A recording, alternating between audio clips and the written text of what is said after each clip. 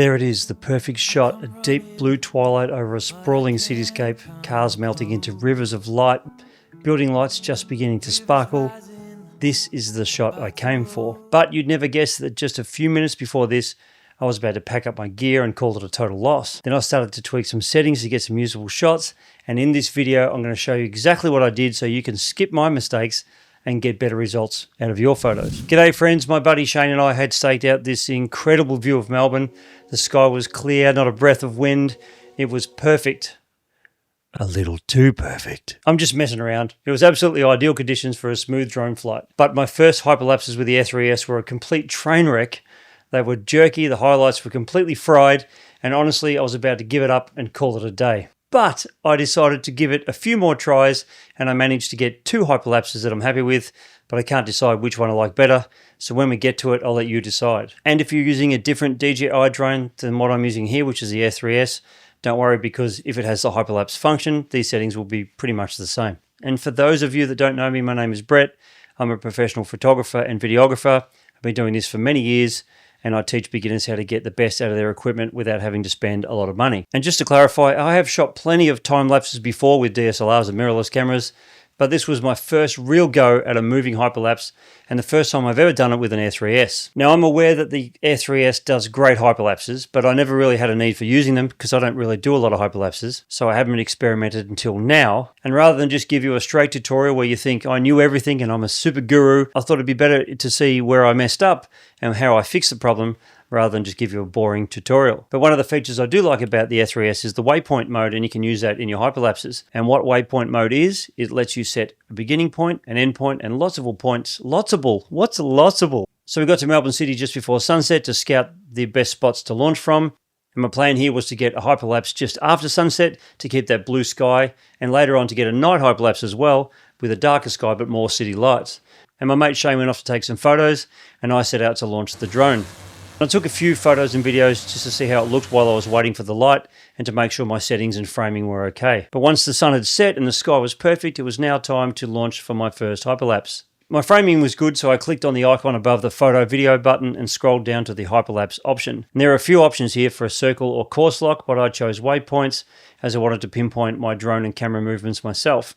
How waypoints works is after you select it, you line up your shot, then you set your first waypoint, then you fly to the next position, frame that how you like it, even tilt your camera if you want, and it will do a gradual movement from one point to the next point and so on. For this shot I did 4 waypoints, and as you can see here, my ISO started on auto and my shutter speed was on auto mode as well, and my white balance was set to 6000 Kelvin, and all my other settings were already in pro mode. And once you select all your waypoints and hit start, the drone flew back to the first position and started doing the hyperlapse. And in this case, it was going to take 4 minutes and 11 seconds and take 125 photos at 5-second intervals and then stitch them all together.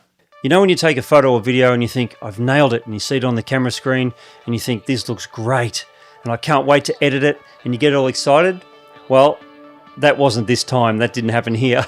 This is that first hyperlapse. And when I reviewed that footage, my stomach just dropped. It was a jittery mess, and even worse, as the sky darkened and the city lights became the main source of light, the exposure was all over the map with these bright blown out patches that looked just horrible. So even though it took 4 minutes to do the hyperlapse, it gave me 10 seconds of crappy footage.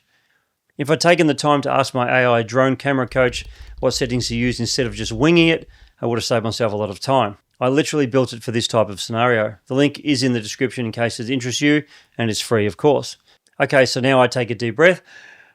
Let's play with the settings a bit. I set up a second attempt and figured a slower flight might smooth things out. But the mistake I made was I set it to 10 seconds between photos. The longer between photos, the faster the motion will look in the hyperlapse, but the longer it takes to photograph it all. And in this case, it took 250 photos and took 12 minutes and 31 seconds. So when that was finished, it was the same deal. The movement was even more stuttery because I'd had 10-second intervals and those beautiful city lights were better, but still blown out. I was so frustrated at this point. Perfect spot, perfect conditions, and a great drone. But what on earth was I doing wrong? What was I doing wrong? So I thought I'm going to do it one more time at 8-second intervals, and this was the result. I was pretty happy with it for the twilight hyperlapse, but I still wanted to improve, so I waited until dark. And this was my aha moment. This is where it all started to turn around. The problem wasn't the drone, it wasn't the waypoints, and it wasn't the wind, because there was hardly any. The problem was obviously me.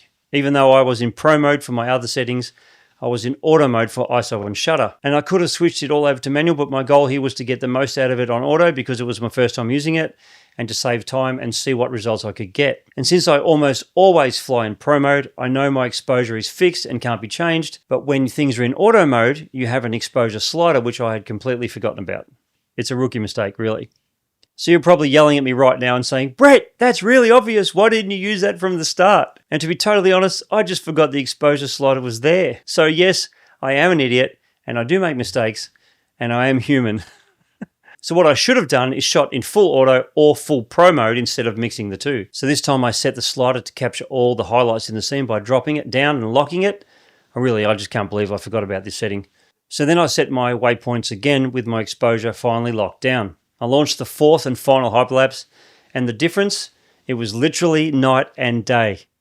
See what I did there? This time I set it to 2-second intervals, and it took 375 photos, and as the drone moved along its path, a lot less jerky motion, no more flickering exposure, city lights popped as crisp points of light, and the traffic flowed like rivers of red and white. Wasn't that poetic?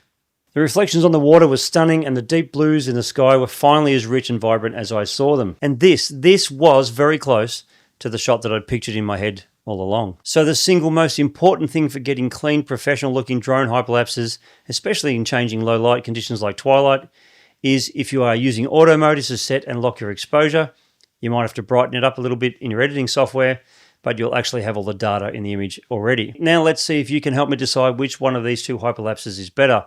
Option A, which was done at twilight, or option B, which was done after dark. Let me know in the comments.